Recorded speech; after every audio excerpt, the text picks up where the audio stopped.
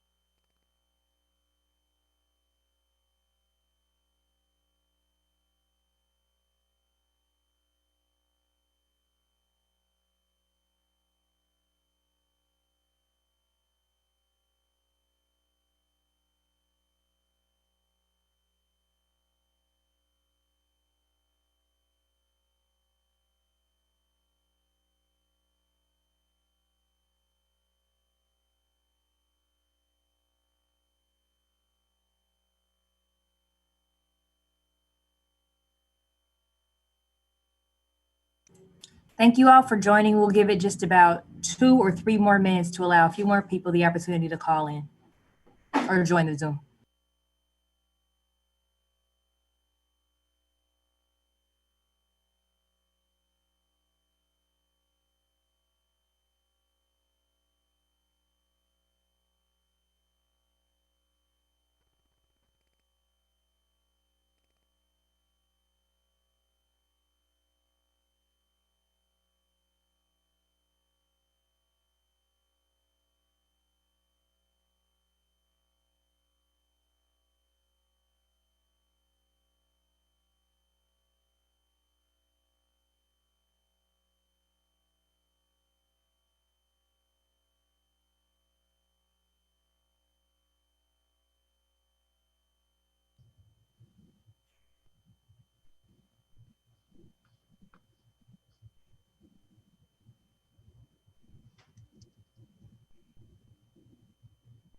Hello? Hi, Dr. Bedell. Okay, I don't hear a We single can hear word. you. I'm not sure what's going on here. Nobody's talking. We're going to give it about one more. Everybody's muted. We're going to give it about 1 more minute, then we'll get started. Okay.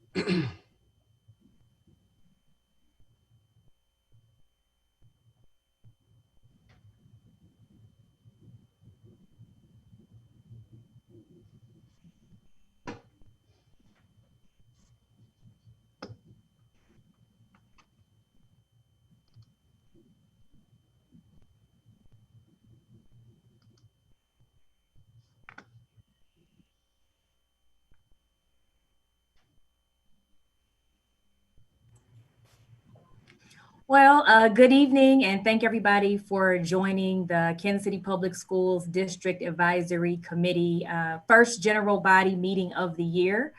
I'm Courtney Adams, the district's Family and Community Engagement Coordinator.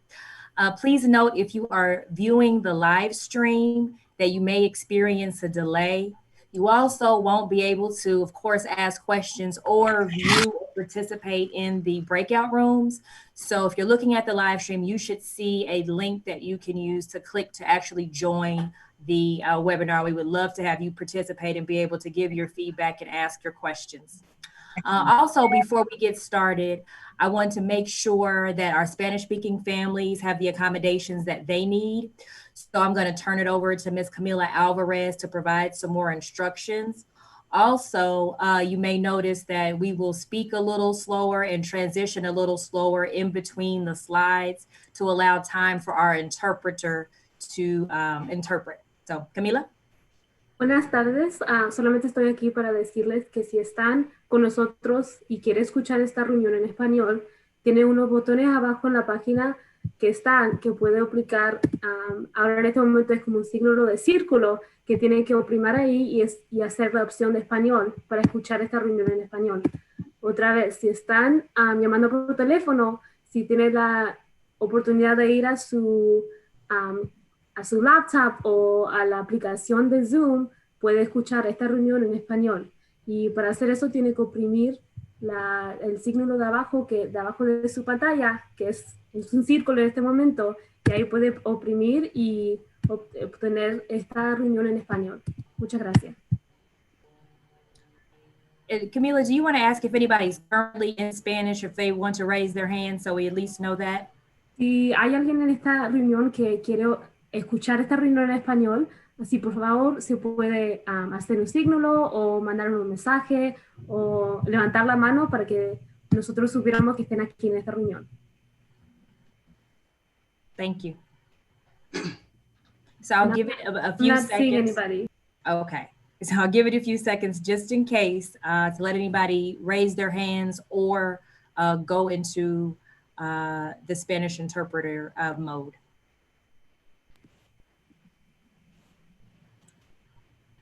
In the meantime, here's our agenda for the meeting.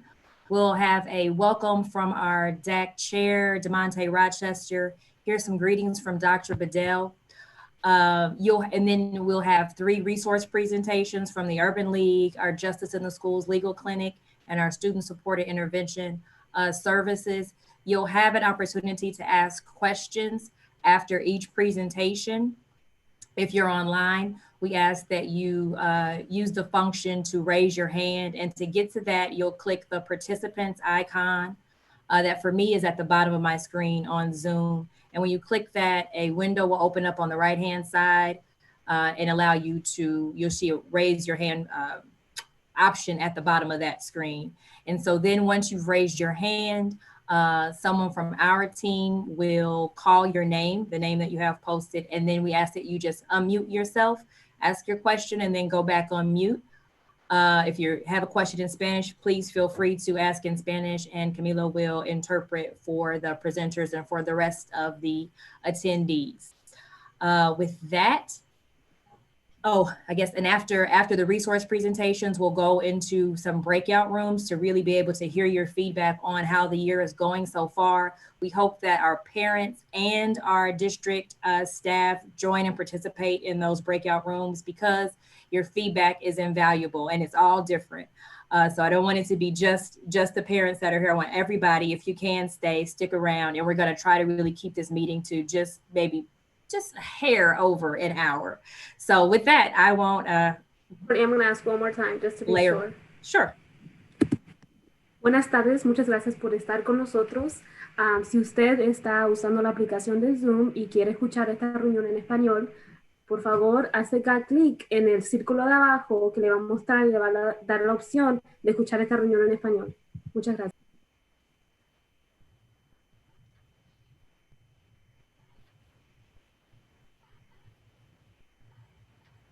Okay.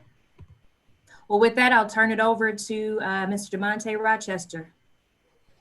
Good evening, and thank you for joining us for our first official general meeting of the school year.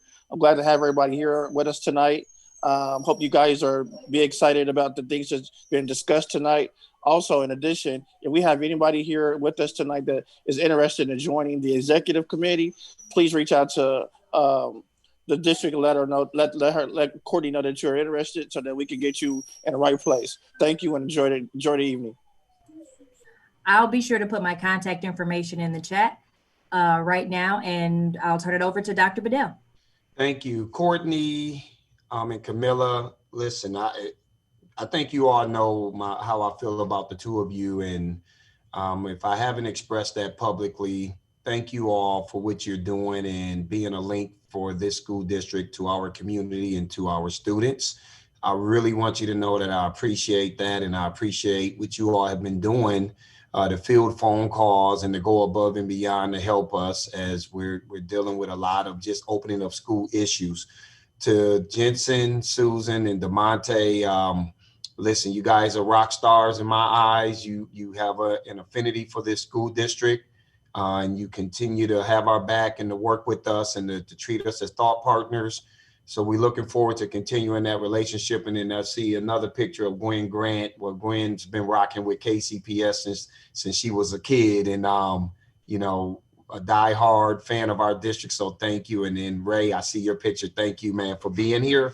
Tomorrow we have our State of the Schools breakfast, well, State of the Schools presentation, and it's an opportunity for us to highlight progress that the school district's been making, to share areas of strength, areas of shortcomings, and then to provide the community with an update of where we're looking ahead as we try to adjust in a world that's just right now an uncommon scenario for all of us. But we have a great opportunity to take a crisis and to turn it into something positive. And we'll talk a little bit about that tomorrow at the State of Breakfast presentation, State of the Schools presentation. So I'm looking forward to that. A couple of other things that I wanted to say to you all is, as we've started this school year, it's been tough because this, for many of us, we are first year teachers. Even though we may have 30 years of experience, we are first year teachers, and this is brand new for all of us, as it is for administrators. And so what normally would be our typical school bus issues are now our device issues, where we may have issues with people being able to log in or not understanding how to utilize this app or that app or this particular database. And we've been doing a lot of just knocking tickets out. And then even as we think about some troubleshooting issues with the hotspots, I have to have an emergency board meeting on Friday to make sure that we have unlimited data. Because even when we push and update the iPads with the stuff that we want from the school district, that is eating up some of the Wi-Fi data. So our kids are going to run out of data if we don't go and move this to unlimited access over this year. So we're going to have to do that on Friday, and that's a huge expense. But the thing I'm proud of is that the school district has been done very well with our fund balance and being excellent stewards of taxpayers' funds. And it has allowed for us to be able to spend into it, but it's not a sustainable thing that we need to be engaging in. So we'll continue to work with partners on that. But as we iron out the kinks, and we haven't had anything major, we haven't had major outages. We've had some things here that may have hit us for 30 minutes or 40 minutes. For the most part, it's just a lot of kinks that we're working out. And I feel good about the progress that we're making in that area. And then we're still waiting on the 7,500 Chromebooks to come in that we ordered at the very beginning of the summer. That's still in back order. And so once that comes in, that gives us even more of a buffer to ensure that if the iPads become just something that we just can't continue to deal with, that 7,500, when those devices come in, we'll be able to rotate out and put our kids on laptops if push come to shove. But we're going to work through that. And the thing I ask of everybody is to continue to operate with a level of grace. Our parents have been very flexible, very, I think, patient. Outside of some people that have had to wait out here at 2901 Truce, I went down there a couple of days and got cussed out one day by somebody and had to explain to the person, we don't need the profanity. He agreed, but then continued to go in on me. Because he felt that, they were waiting too long outside. But we worked the system out. We got more people in, and we're getting better as we go. We're not perfect at this, and I do want our listeners to know that as a superintendent, I'm not afraid to go down and stand outside with parents and hear directly from them. I've been in about 12 schools so far this year. I've gone to classrooms. Teachers have given me concerns and things that are going well. We immediately address those concerns. And so we're going to continue to take this face on, and we will be better because of everything that we're going through right now. One other update as a part of this greetings is I know many people are wanting to know, when are we going to look to phase and try to get kids back into school? So on next Wednesday at our board meeting, we're going to talk to the board about our phase-in process and what that will look like. It will include dates on when we want to bring in our pre-K through third graders, and then our 4th through 8th, and then all of our secondary, our middle and high school kids. So all of that's going to be discussed next Wednesday at the board meeting. Our goal is that when we do bring kids back, I need everybody to understand we don't have a vaccine right now, so it's going to be virtually impossible to bring 100% of our kids back at any given time. It will have to be a hybrid model, which means that kids will be in a couple of days during the week and then they'll be working from home. But it will allow for us to properly social distance in those classrooms. And so we're going to look to try to get this moving here at some point in October to start looking at bringing some of our students back. And then I'm working with a company that is going to give us a number of saliva tests that they're utilizing in some districts right now around the country. And it gives me an opportunity to test all of our athletes and folks who are doing extracurricular right now, so we can actually do some action research and get some data, because we know what the data is saying right now is the kids 0 to 9, it's virtually not impacting them. But you're seeing with the kids ages 10 to 19, that rate has been increasing slightly, I think to an 11% infection rate. So this will give us some data on the older kids to let us know what the numbers look like, and then to be able to hopefully ease some anxiety that is not as bad as people think. We have had to quarantine a volleyball team and a soccer team so far, but we probably had about 5 or 6 kids right now that have been confirmed COVID-19, and that has resulted in us having to have 2 teams shut down for 14 consecutive days. So the district's taking this very seriously. We're going to do everything in our power to work to get these kids back into schools in some form or fashion. And then the last thing I will say is we're also taking a look at collecting our data over these first 2 weeks. There are some kids that haven't signed on at all, that haven't even checked in, or they may have checked in on a limited base. And I think it's important that the district begin to look at micro schooling opportunities for those kids that may need a little bit of guidance and a hand over their shoulders, where we can bring small groups of kids in and work with them in our schools based on what the data is telling us, that those are the kids that we need to be going after. So that's something that will also be shared with the community on Wednesday. So just a couple of things just to update you all on. When I think about our scenario in comparison to a number of other districts around the country, y'all, we're off to a much better start than some of these other districts that have experienced significant events that have locked them out and shut them down. I'm very pleased with where we are, but I will let you know we have a lot of work to do. We have a lot of ironing out that we have to do, a lot of small things that we have to continue to work on. But our situation is definitely better than I thought it would be. So that's just my opening remarks for this meeting. Thank you, Dr. Bedell. And next, before we get to our resource presentations, I have a couple of quick announcements. One of them is related to technology resources. If you or your student is experiencing issues with technology, we've created some resources and information and tools to help you troubleshoot. So if you visit our website and go to reopening in the top right-hand corner and then click KCPS device assistance, I believe, yes.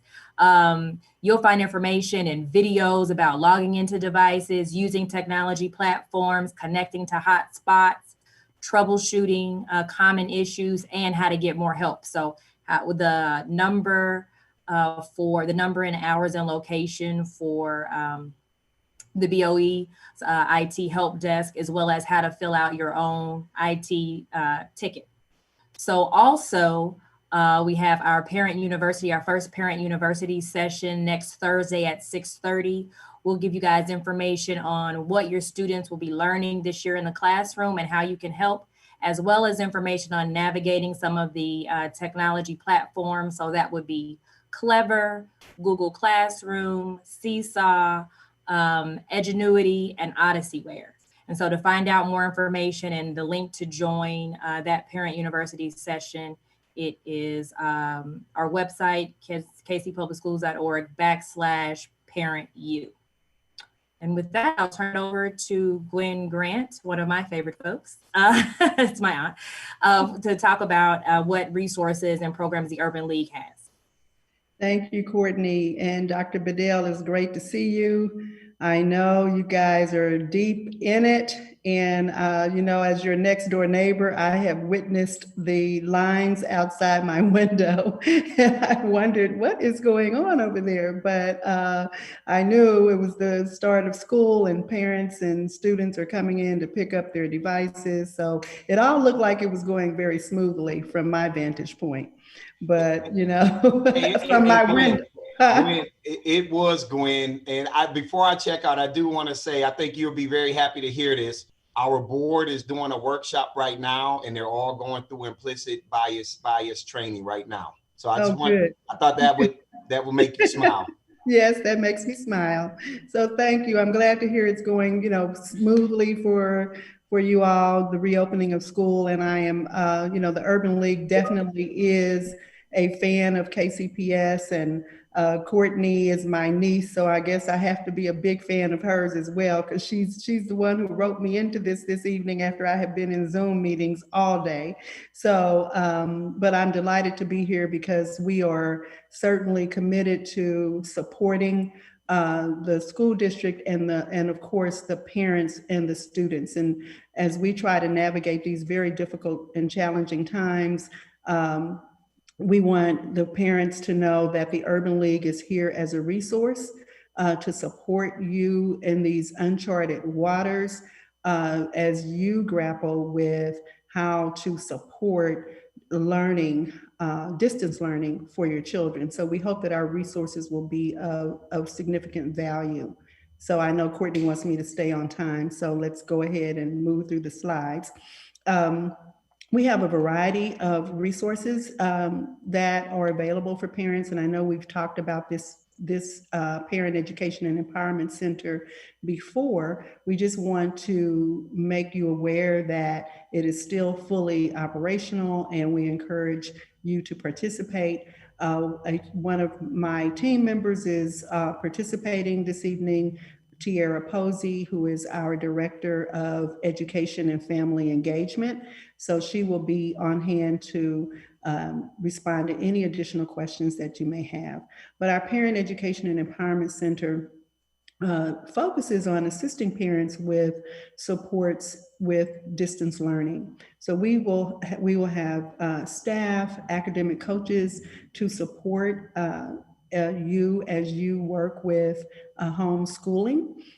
We know that it's definitely challenging to try to navigate assisting with your kiddos during the day while you also have a job obligation. So we have that support available for you. Through our program, we also assist with parent-teacher conferences, with IEP consultations. We have 2 IEP professionals on our team. So we have folks available who can review your IEP plans and provide consultation and feedback, as well as sit with you, participate in the IEP conference to help you to navigate that process. And then technology, technical support. Managing these devices, managing all of these different platforms can be daunting, and our team is also there to support you in those endeavors. Next slide. So more details about the Parent Education and Empowerment Center. I pretty much covered all of it, but one thing is that we provide this with one-on-one assistance. And during the pandemic, we've been doing a lot of one-on-one telephonic coaching and in Zoom meetings. You can meet with a staff member, or if it's the IEP consultant, we can do all of those via Zoom or through telephone conversations. We also have operated a number of seminars and workshops, and Tiara has also created a number of videos, and they're posted on our YouTube channel to provide supports for parents and to encouragement, how to address creating a more structured environment at home for the students when they're dealing with distance learning.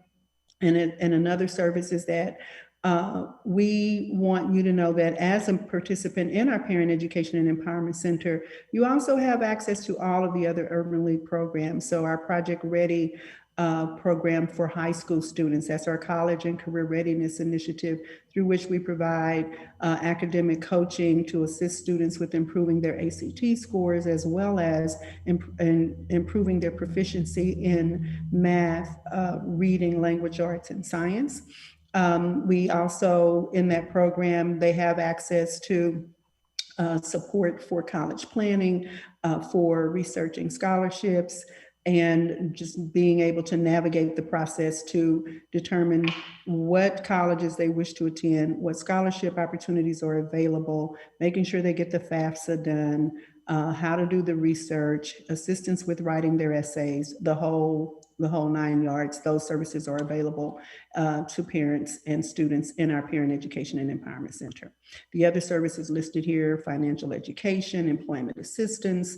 Our Digital Spectrum Academy is the program through which we assist with access to broadband and technology, technical support.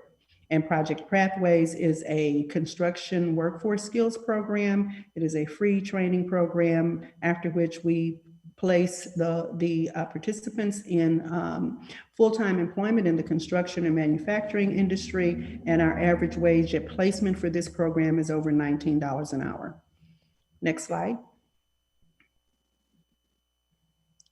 So the students receive a number of resources, and I pretty much hit on most of them, but I think the one that excites me the most is the academic tutoring that we provide. We have highly effective academic coaches who work with students to improve their performance, primarily in math and reading and language arts, but we also provide academic coaching in science as well.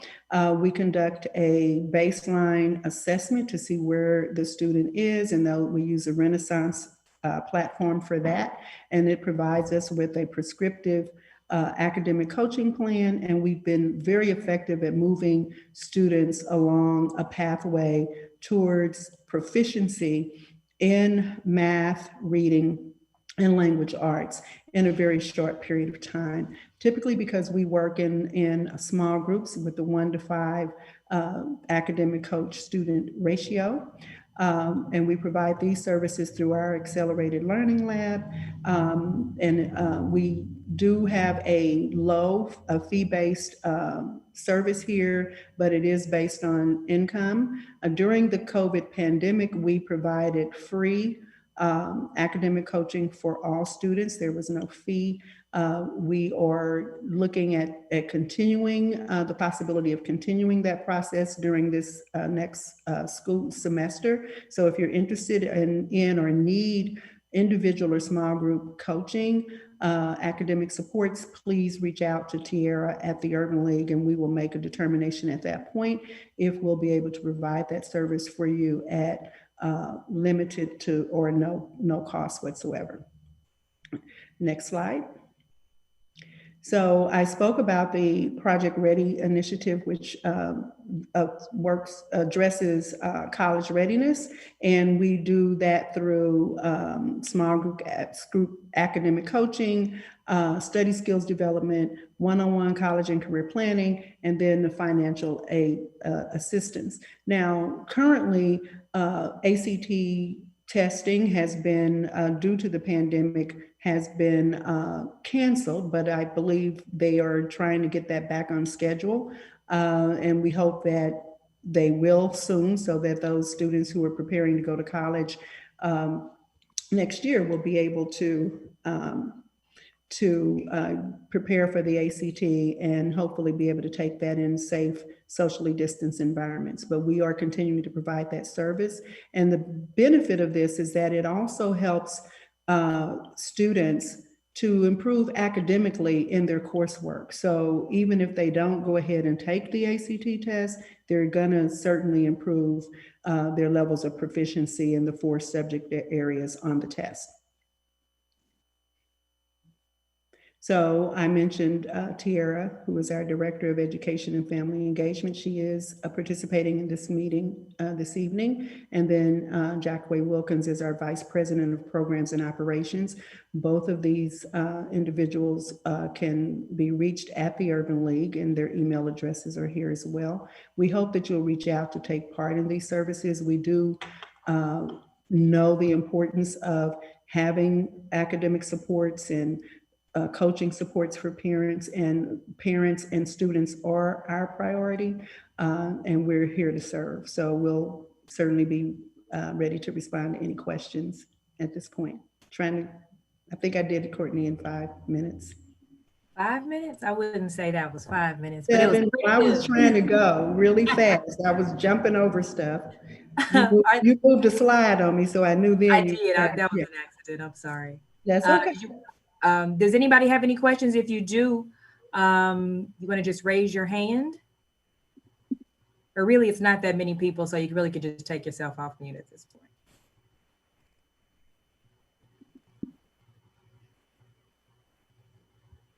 Okay, I am not seeing any hands, so we can keep it moving to our Justice in the Schools Legal Clinic and Ms. Mandy Marshall. Hi, everybody. So my name is Mandy Marshall, and I am a lawyer. I'm employed through Legal Aid of Western Missouri, but my sole job is to provide legal services and legal advice for students and families involved in the KC Public Schools. So you can go ahead and go to the next slide. So the reason that we started this clinic and this process was there are a large number of evictions, and that has never been more true than now with COVID. We do have a few different exceptions right now that the CDC have put out so that families will not be evicted, but they have very strict protocols. So even though there are evictions being held, there are still very many evictions happening. So the goal was to provide stability for families so that children can stay in their homes and focus on learning, and they don't have to focus on the adult issues that come with eviction. But if you go ahead and switch to the next slide. Once we started this program, it's been about 2 years.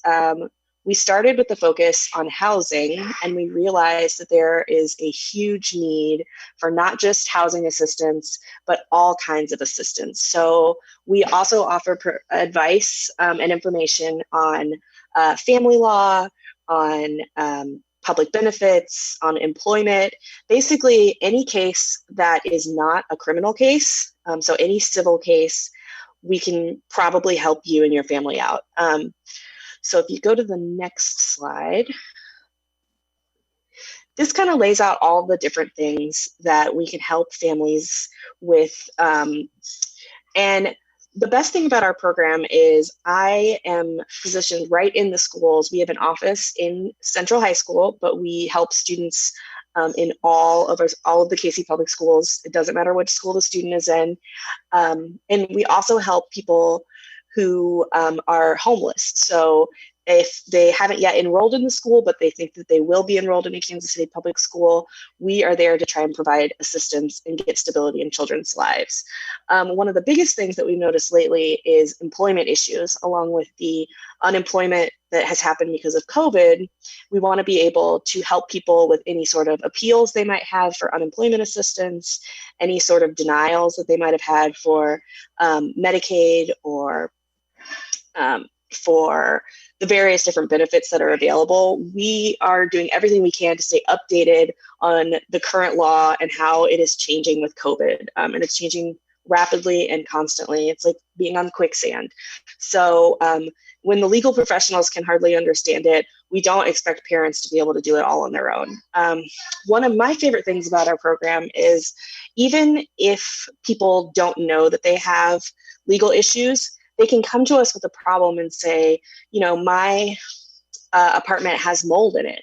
Well, a normal person might not automatically think I need a lawyer, but that there are legal protections that can help provide a safer living for families and children. And we can start the ball rolling even if you didn't realize that you had those rights. So that's one of the great things. If you go ahead and go to the next slide, we have a really, really, really, really simple process. All you have to do to get access to us in our clinic is call. We have more than enough time and more than enough resources to take care of all sorts of problems. So if you just give us a call, and you'll have the contact later in this slideshow, we'll start what's called an intake, and we'll take information from the student or the parent, depending on what the legal issue is. And then we assign it to an attorney, which is almost always me, but we have the backing of Legal Aid of Western Missouri, which has over 100 different attorneys that are all experts in various different types of law. So you have the backing of a huge organization and a huge wealth of knowledge that will be able to provide students and families with the help they need to provide stability so that they can focus on being kids and graduating. That's our biggest goal, is to be able to provide people the peace of mind that comes with knowing that they can just pick up the phone and call us, and any issues that might come up, we're there. If you go to the next slide. So this is our phone number. We are also, we have a clinic that's in person at Central High School. Once we're back in schools, you can always just knock on our door. That would be our favorite way to meet people, because it's always great to see you in person. But because of COVID, we understand you could just pick up the phone and give us a call, and we will be there for you guys. So that is the Justice in the Schools program. Thank you, Mandy. Does anybody have any questions?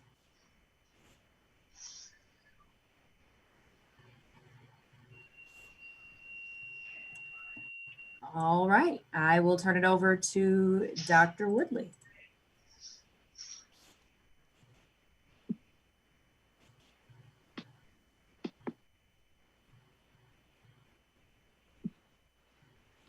Hold on.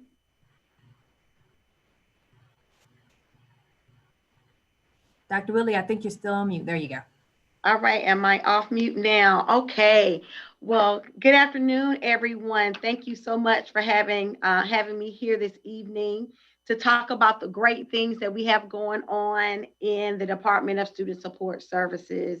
And so we just want you to know that we are here to serve you throughout this process of this new normal that we're in.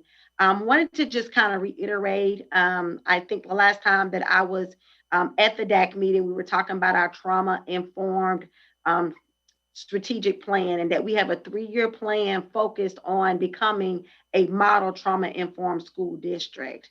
So just wanted to kind of bring you guys up to date with some information about that process and the different things that we've done over the course of the last few months as we're trying to support our students and families during this time.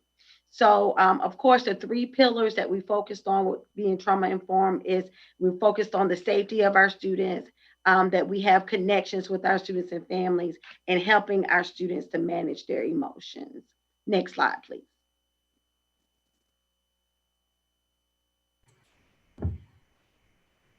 So I want to show you guys a short video on what it means to be a trauma-informed school. So bear with me, and then we'll continue our conversation. Okay, and I'm going to push play, and then I'm going to have the closed captioning come up just in case anybody is on here in Spanish.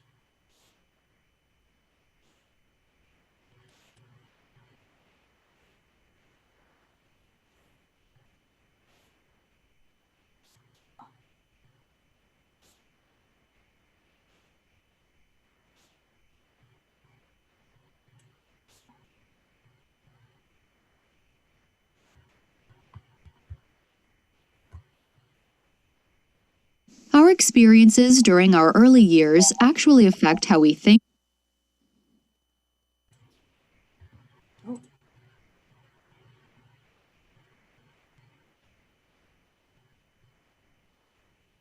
Our experiences during our early years actually affect how we think, feel, and behave. Adverse and traumatic childhood experiences can derail development, which is why it is important for schools to be trauma-informed. Adverse childhood experiences, or ACEs, are sadly pretty common in our society. ACEs take various different forms, including abuse, neglect, domestic violence, and difficulties stemming from mental illness and drug and alcohol abuse in the family. ACEs are more prevalent in children from disadvantaged and under-resourced communities, and discrimination can add to the stress and hardship for some. Not all forms of adversity are traumatic, but many do cause harm.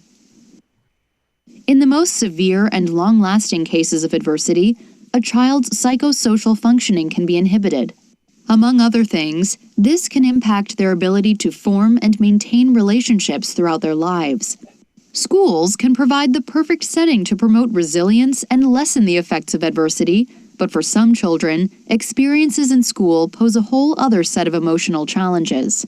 Traumatized children have difficulty regulating emotions, staying on task, and relating with others, which can prompt bullying from peers and harsh discipline from teachers.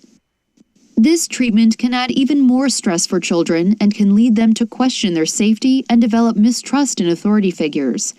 This can be particularly impactful if those authority figures lack awareness in how trauma affects cognition.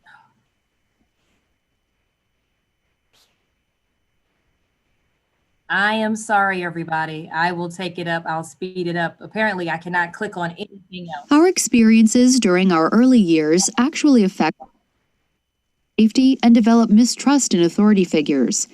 This can be particularly impactful if those authority figures lack awareness in how trauma affects cognition and behavior, or if they are being limited by their own implicit biases, emotional challenges, or exhaustion.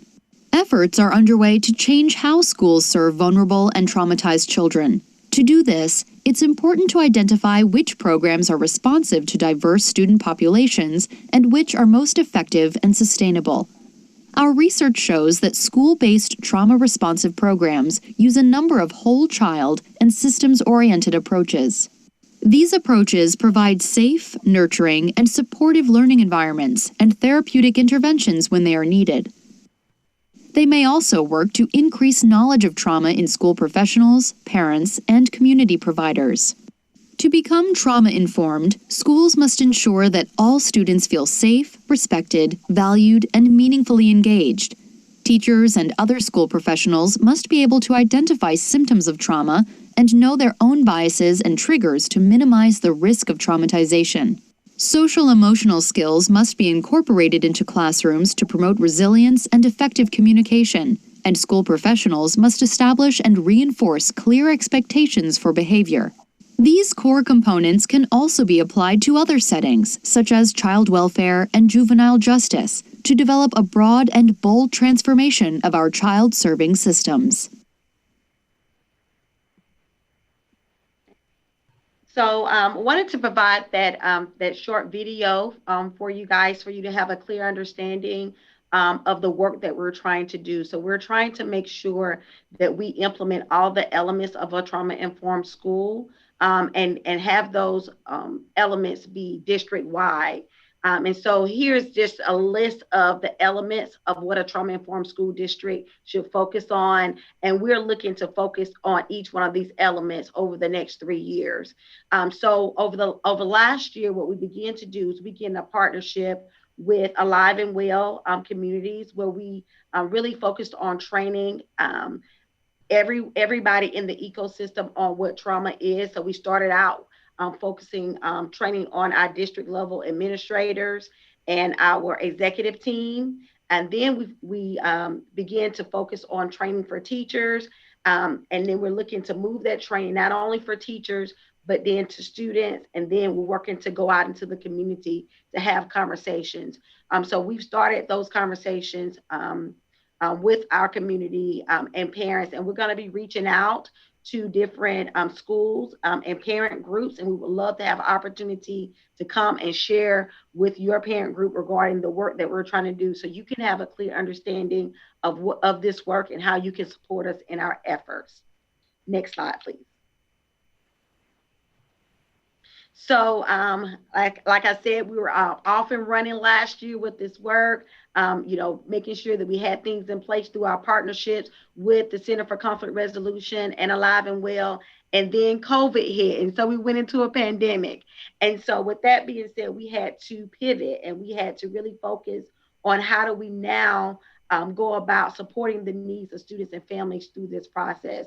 So a couple of things that we did, we started a campaign called We Are Here, We Are KCPS, and We're Here to Support You. And although our buildings were closed, our clinicians and the Department of Student Support Services were serving students.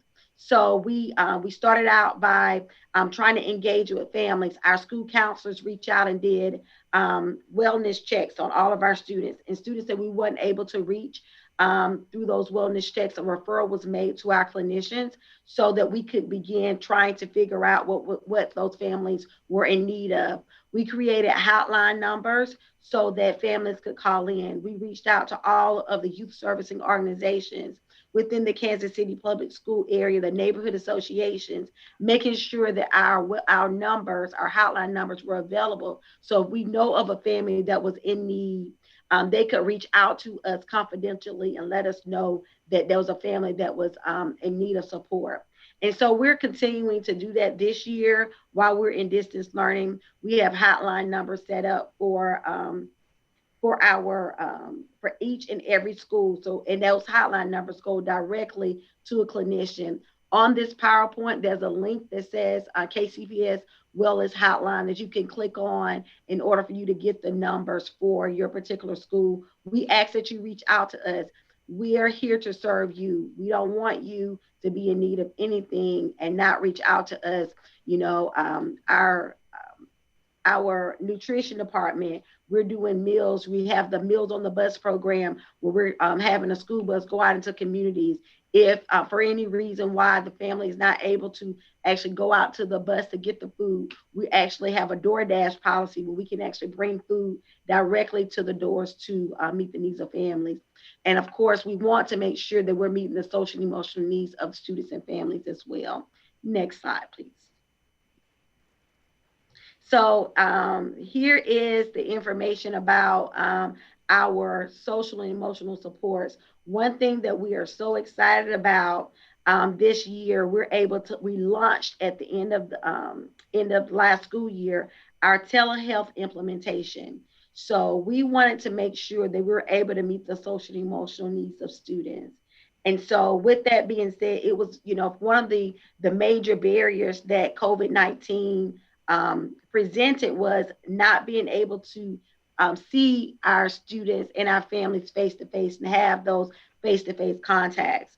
And so what we've done is we've developed, our clinicians have all been trained on the implementation of telehealth, and we're able to have sessions with our students, with our families. So if you are experiencing any social and emotional concerns, your students are presenting any issues or concerns that need to interact with our therapists, our clinicians, you're able to reach us by contacting us through those hotline numbers and setting up appointments through our telehealth platform. Next slide. This is a short video on what telehealth is, so you can just kind of have an understanding of what it looks like when you engage with us through a telehealth platform. As a therapist, you may not always get to see your clients in person, like when clients go off to college, or they're away on business. Perhaps they have to look after a sick child, or maybe the weather gets in the way.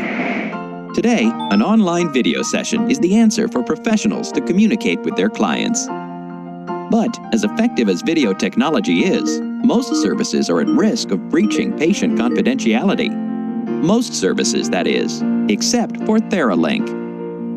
TheraLink is a user-friendly, secure video service that is HIPAA compliant, meaning you can gain your client's trust and keep appointments that may have otherwise been missed. Speak to them in a secure environment at a time that is convenient for both of you, and you won't be at risk of breaking any confidentiality laws. When your clients can't come to you, TheraLink really is the safest, most effective way to communicate. Visit www.theralink.com and get started today. Thank you. And what's so exciting about the TheraLink platform and through our telehealth is that we're able to, like I said, the first initial appointment, you have to contact us via hotline and schedule an appointment with the clinician. But all of our clinicians have what we call office hours. And so you can literally go into the TheraLink platform after your initial meeting with your clinician and sit in a waiting room, kind of do like walk-ins and schedule a walk-in appointment with them and be able to, get seen immediately during their office hours. So we're excited about that. So you'll be able to, we're able to meet the needs almost instantaneously through our new platform. One of the exciting work that we are taking on this year, as we, like I said, are looking to become a trauma-informed school district, is really looking at our code of conduct. And we want to make sure that we have a code of conduct that follows through on making sure that our discipline practices is trauma-informed, as well as that we are looking at how we go about doing things through an equity lens. And so what we're asking for parents to join us on this journey as we look to change or to transform our student code of conduct. So we want your feedback. We want to hear your voices in this work. And if you are interested in serving as a part of the committee, we will be doing a workshop on the 22nd, I believe, Ms. Adams, yes, to just go over, go over the code of conduct, what it is, how it's used, how it's applied, and what our process is for implementing our new revised student code of conduct. So I just listed the dates in which that we are looking to do this work. It is a commitment. We are looking to meet like twice a month over the next 6 months to really do this work. We started this work. We actually started yesterday with our equity steering committee to kind of talk about the process and making sure that the process itself is equitable. But we want diverse voices.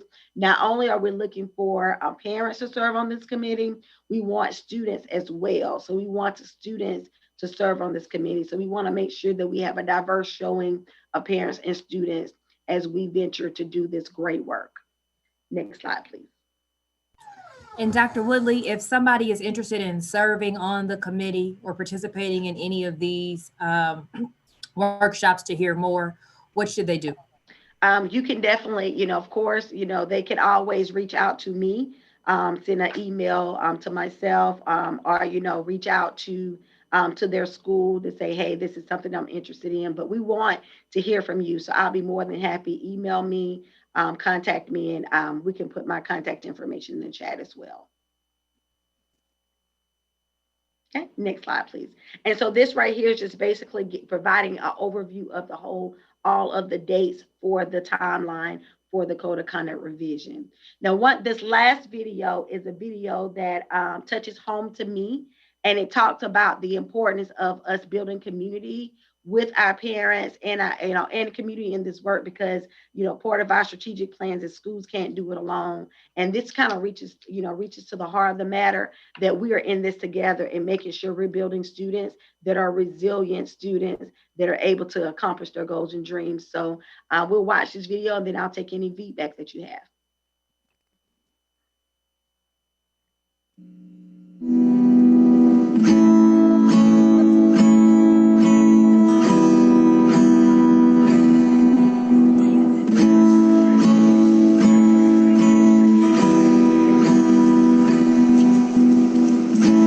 Looks like rain again today. Dark clouds gather and fill the sky.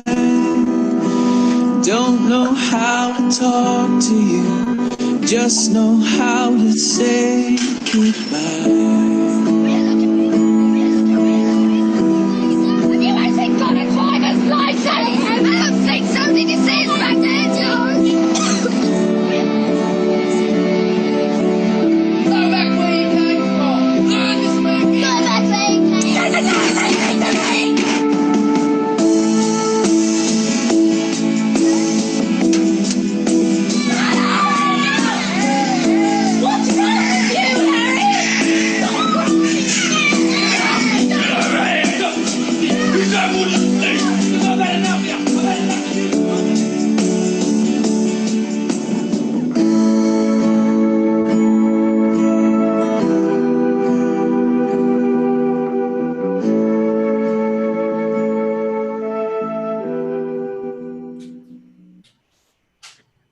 All right, thank you.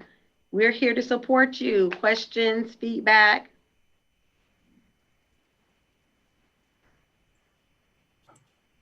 I had a question on your telehealth line. Is that a 24-hour service or is that just specific hours?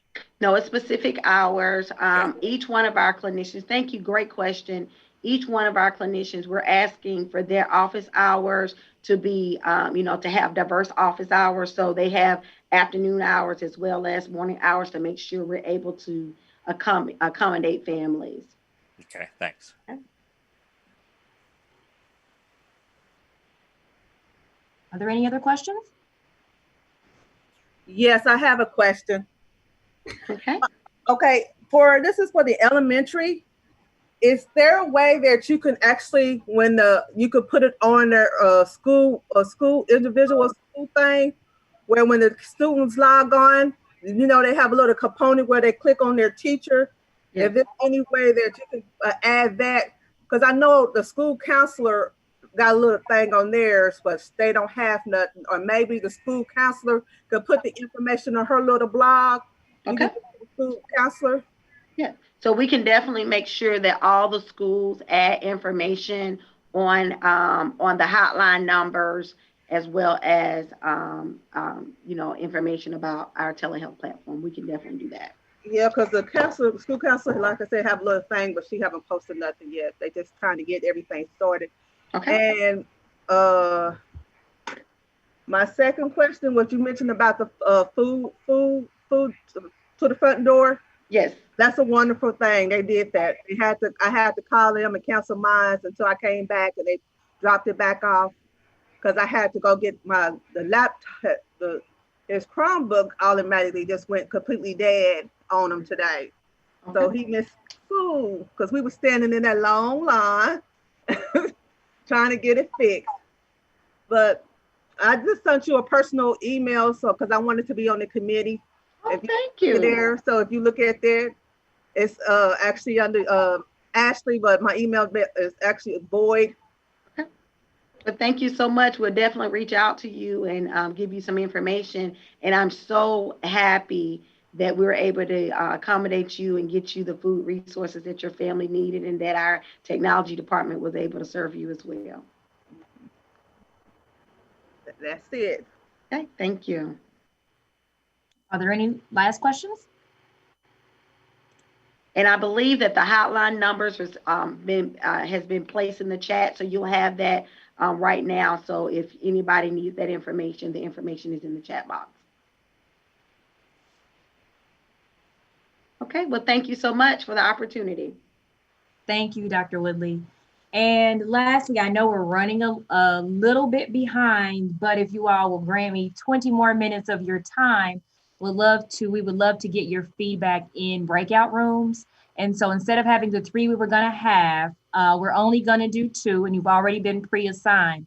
So once I finish this announcement, I'm going to open up the breakout rooms. And so you'll get a little alert to pop up, and you will need to click join.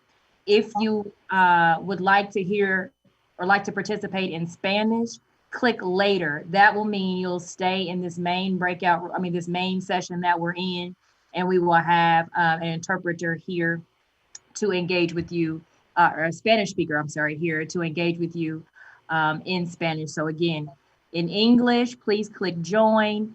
In Spanish, please click later. And right now I'm gonna go ahead and stop recording, because I will not record your breakout rooms, and open up the room. So give me just a minute.